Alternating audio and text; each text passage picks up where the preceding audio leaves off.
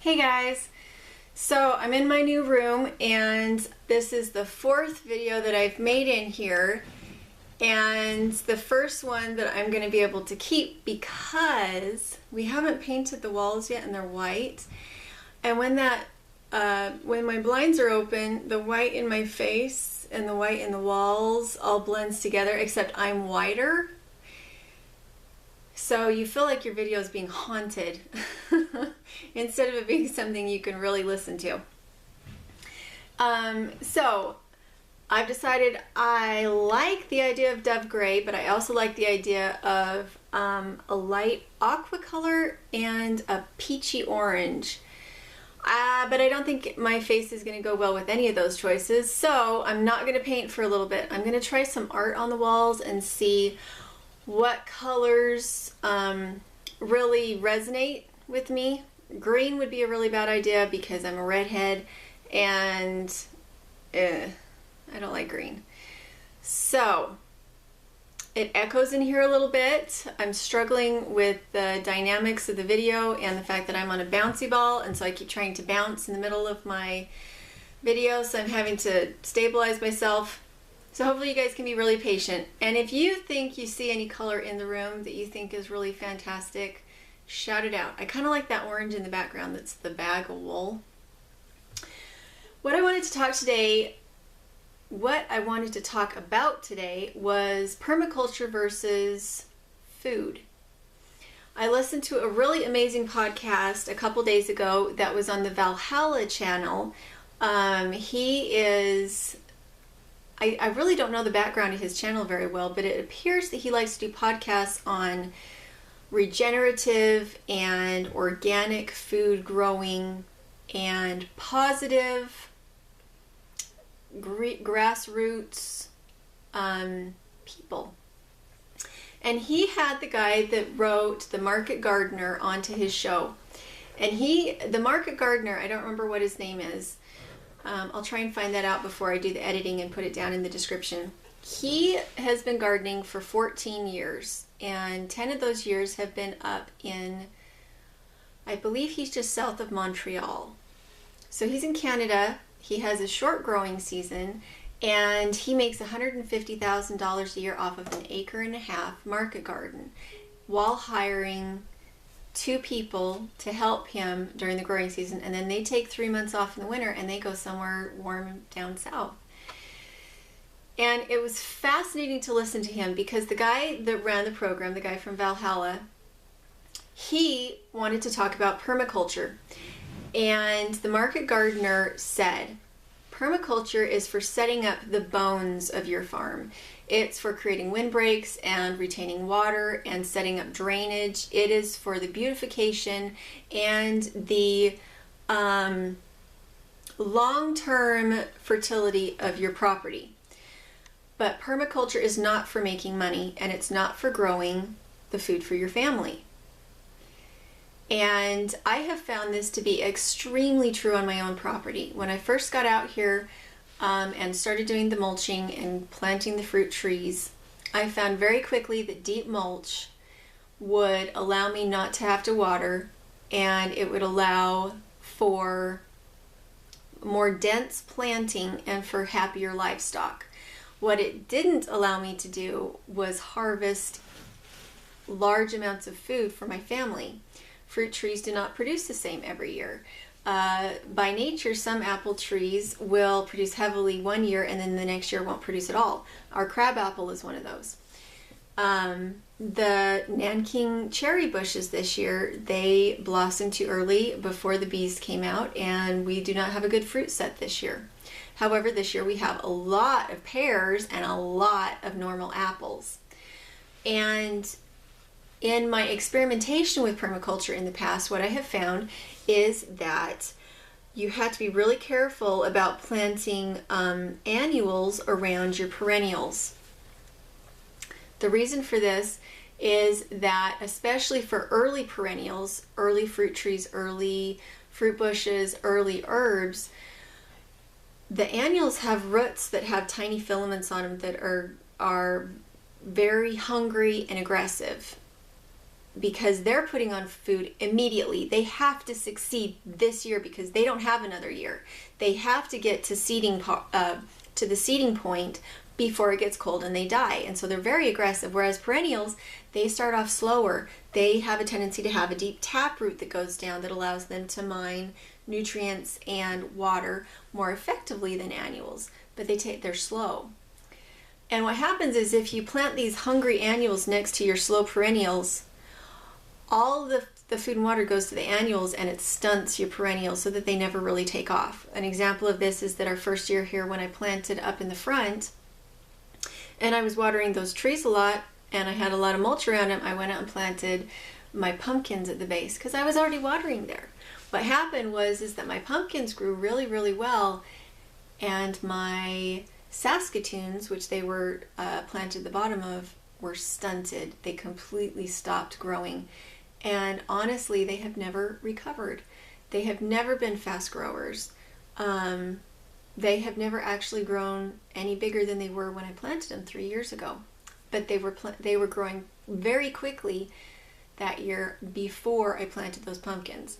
The amount of energy that is required to grow something this big in one growing season and have multiples of it along the same vine is extremely water and nutrient sucking. And so I just felt like it was so much wisdom. Don't plant your hungry annuals at the base of your new perennials. Once your perennials are started, it's not a big deal. They are already strong enough. They can fight back against the annuals. Your annuals won't grow as fast because they'll be competing now with the perennials on an even footing. So it's tricky. And the epiphany that I've had, and it's been a long time coming because I really wanted to do the lazy gardener thing and the deep mulch and the roost out and the sepulcher thing where you just go out and throw seeds out wherever your pigs were last year. I still believe in that, but I believe that in a nutrient deficient soil, you are not going to be happy with the results.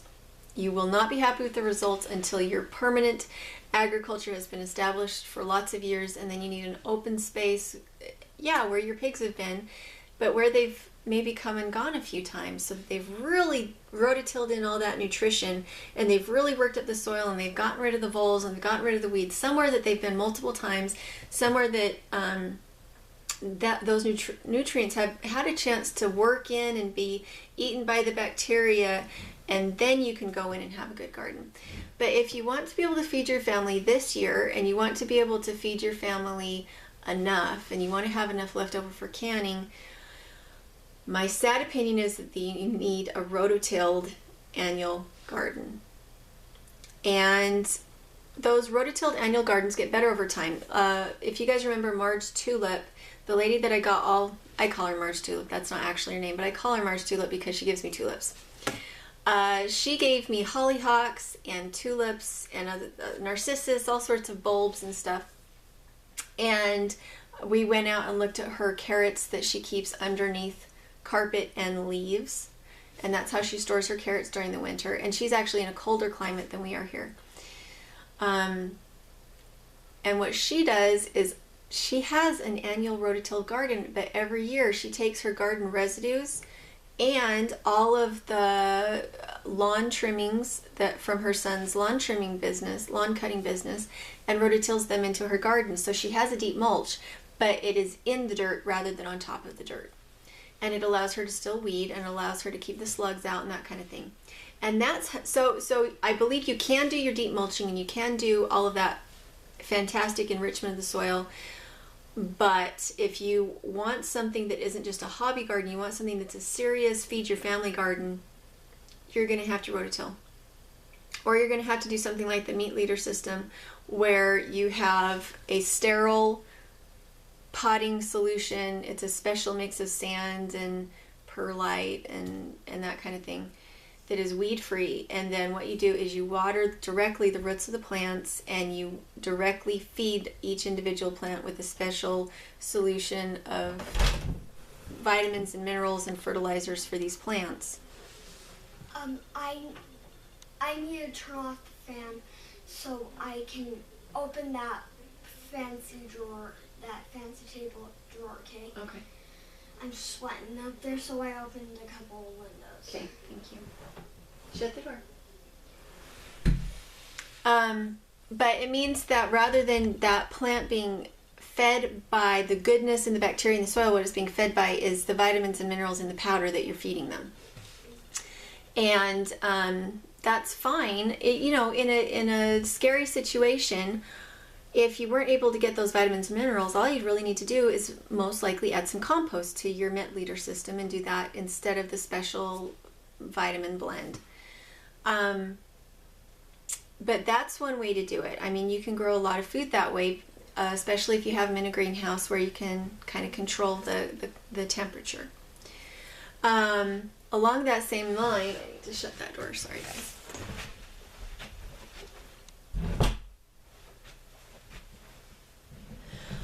Along that same line, we have a greenhouse this year, as you guys know. And I've learned a lot with the greenhouse. I've learned that I love to keep my quail in the greenhouse. I've learned that just having a greenhouse in our climate is not enough to keep frost out. We've done a lot of experimenting with seeing when we could put the tomatoes out and how much cold they can take, even if it's not freezing. And while we have not had the tomatoes die per se, they have started to struggle a lot if I don't keep them covered at night. And that's even down into the 40s. They just don't like it. And they're tomatoes like Early Girls and Oregon Spring. They're really meant to handle the cold better, but it's not good enough. And so